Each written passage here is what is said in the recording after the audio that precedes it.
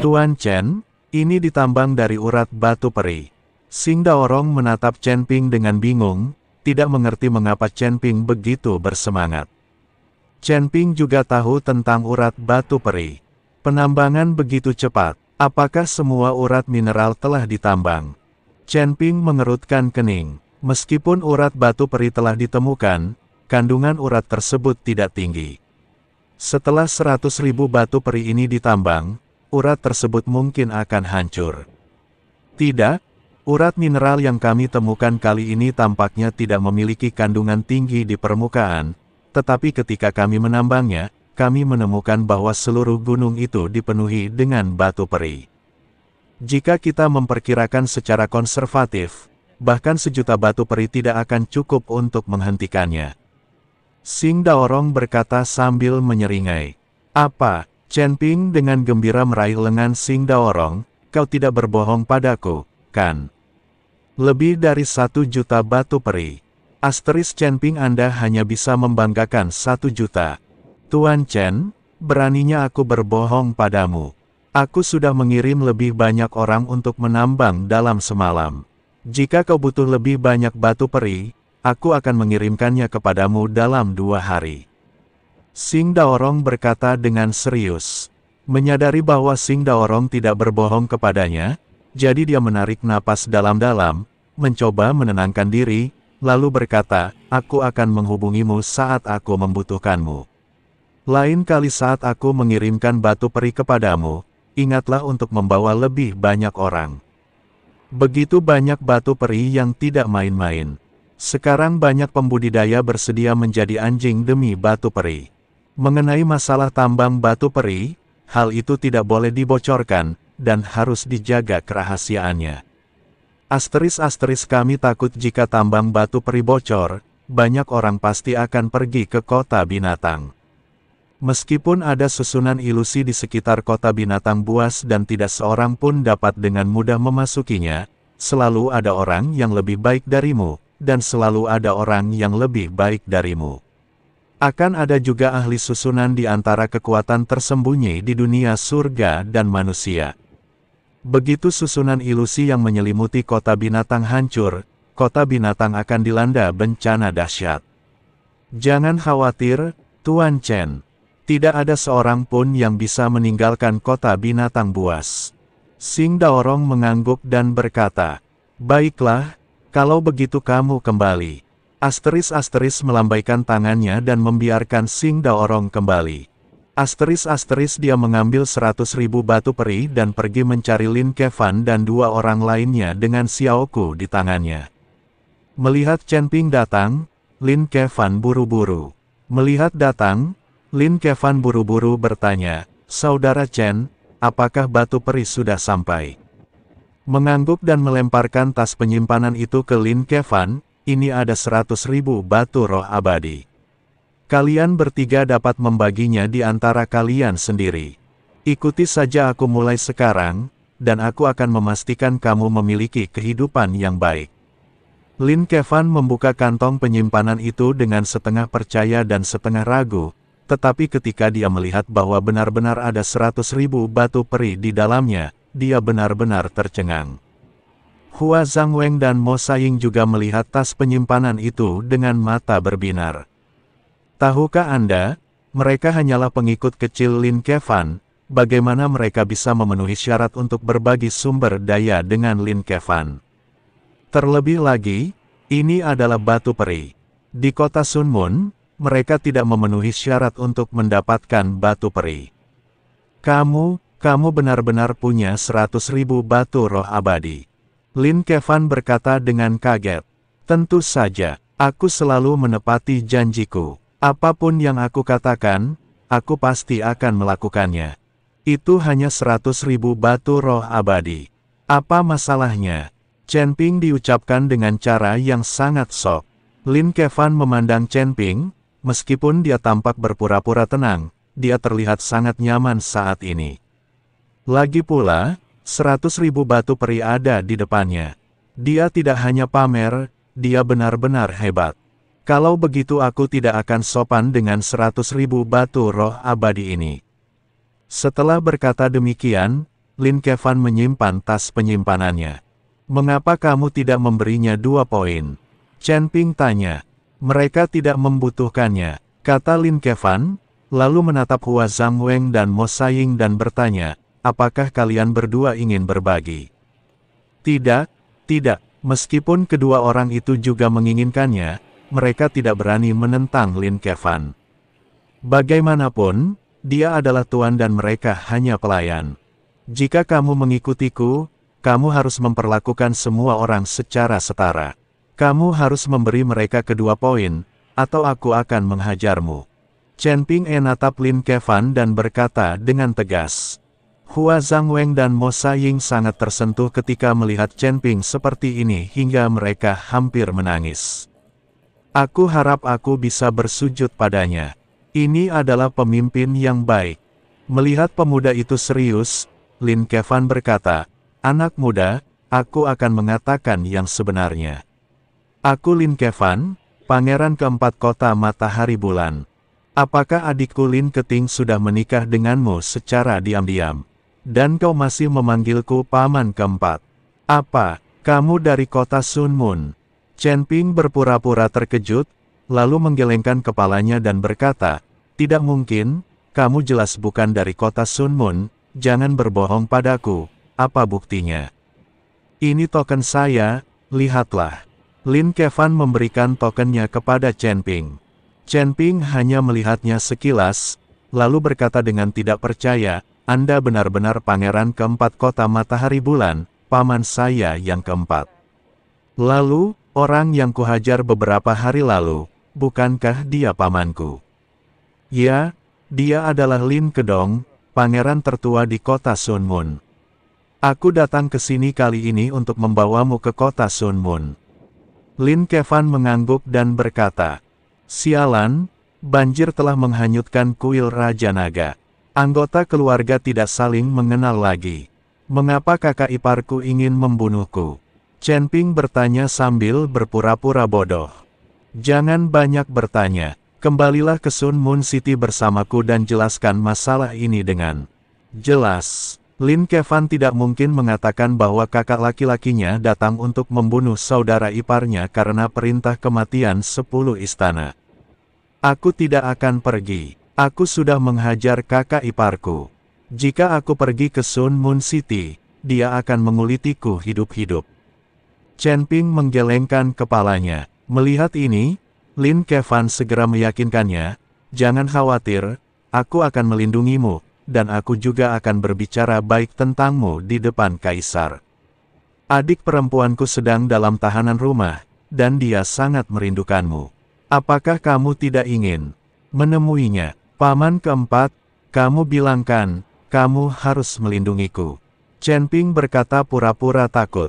Jangan khawatir, kamu sudah memberiku begitu banyak hal baik, bagaimana mungkin aku tidak melindungimu? Lagi pula, kamu adalah saudara iparku. Tidak akan ada yang berani menyentuhmu di kota Sun Mun. Lin Kevan menepuk dadanya dan berjanji. Baiklah, aku akan pergi bersamamu. Chen Ping melihat. Baiklah, aku akan pergi bersamamu. Chen Ping melihat Lin Kevan menepuk dadanya untuk berjanji, lalu dia mengangguk setuju. Kalau begitu, ayo kita berangkat tanpa menunda lagi. Melihat Chen Ping setuju, Lin Kevan berencana untuk berangkat kembali. Namun saat dia hendak pergi, Mo Saying menangkapnya dan berkata, teman Chen Dao, aku ingin. Mo Saying, apa yang akan kau lakukan? Apakah kau akan mengkhianati pangeran keempat dan benar-benar mengikuti jalan itu? Hua Zhangweng dengan keras menanyai Mo Saying. Lin Kevan juga mengerutkan kening dan menatap Mo Saying dengan wajah muram.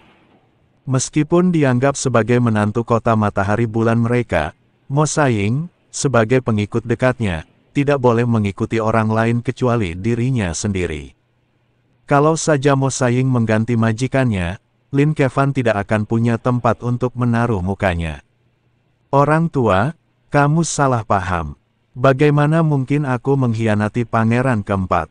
Setelah Mo Saying selesai berbicara, dia menatap dengan serius dan berkata, rekan Taois Chen, ayahku juga seorang pria kuat di puncak tingkat ke-9 alam Mahayana.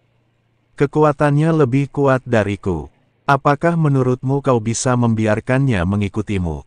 Chen Ping, tongkat bunga lelaki tua. Lin Kevan, rekan Taois Chen, aku tidak punya niat lain.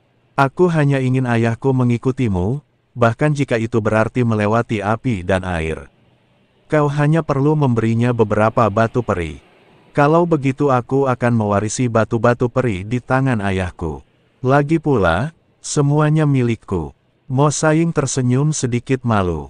Asteris mengerti apa yang dimaksud Mo Saing, tersenyum dan berkata, jika ayahmu berada di puncak tingkat ke-9 alam Mahayana, maka kamu bisa membiarkan dia datang dan membiarkan dia menggunakan 10.000 batu roh abadi terlebih dahulu.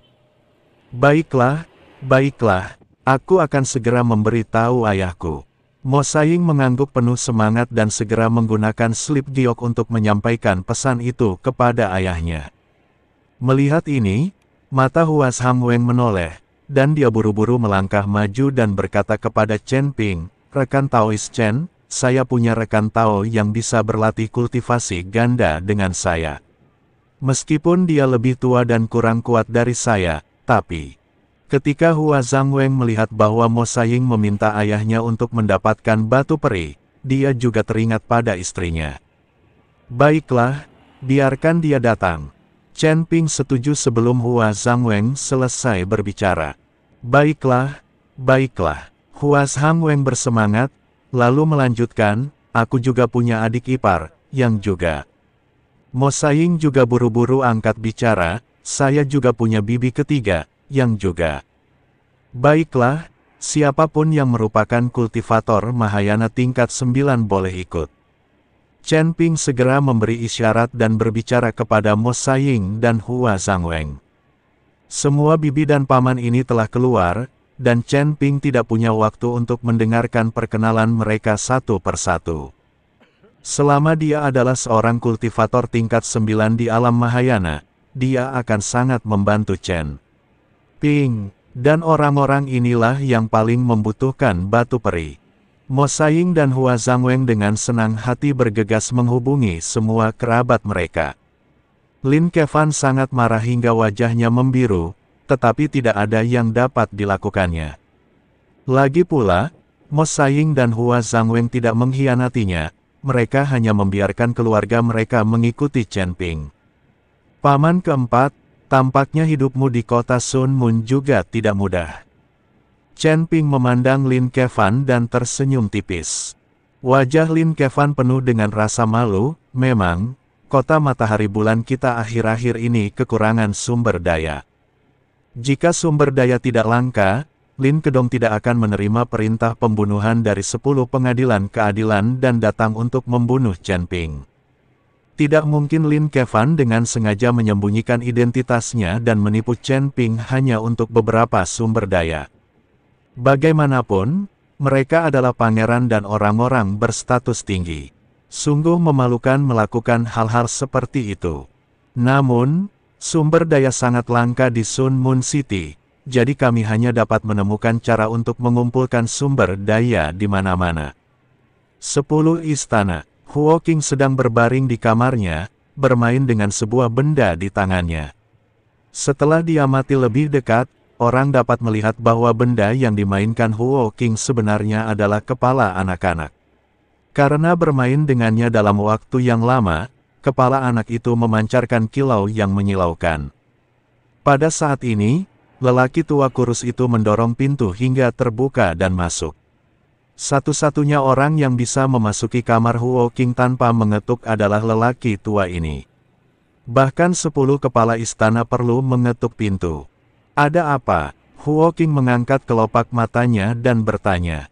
Batu abadi diberikan kepada Lin Kedong, dan dia juga menyerang Chen Ping, tetapi Lin Kedong dipukuli dan hampir mati. Kata orang tua itu, bagaimana dia hampir mati? Kenapa dia tidak mati saja? Apa yang terjadi? Huo Qing menjadi tertarik, duduk tegak dan bertanya.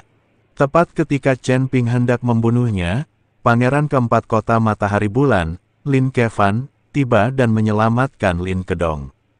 Orang tua itu menjelaskan, Lin Kevan ini benar-benar orang jahat. Huo Qing meludah dengan keras. Jika Chen Ping membunuh Lin Kedong, itu akan menjadi masalah besar. Saat itu, Sun Moon City pasti tidak akan membiarkannya begitu saja. Kalau begitu, mereka tinggal menonton leluconnya saja sementara Sun Moon City membunuh Chen Ping. Setelah Lin Kedong diselamatkan, beberapa Master Mahayana tingkat 9 disuap oleh Chen Ping dengan batu peri. Aku kira Chen Ping juga sedang berusaha memperluas kekuasaannya dan ingin melawan kuil kita. Orang tua itu berbisik, dia hanya seorang kultivator Mahayana kelas 2, dan dia berani melawan kuil suci. Huo Qing mendengus dingin, bahkan jika dia mengumpulkan semua kultivator di alam surgawi, dia tidak akan memiliki kekuatan untuk melawan kuil suci. Jika kita hanya berurusan dengan 10 istana, mungkin orang-orang ini bisa berguna. Namun, jika mereka ingin berurusan dengan seluruh kuil, mereka hanya bisa bermimpi. Di antara semua 10 istana dewa, mereka adalah yang terlemah. Bahkan jika mereka yang terburuk, mereka masih dapat menempati peringkat teratas di dunia surga dan manusia. Bisa dibayangkan betapa dahsyatnya kekuatan istana-istana di atas 10 istana itu. Adalah angan-angan belaka bagi seorang kultivator dari dunia surgawi untuk melawan seluruh kuil.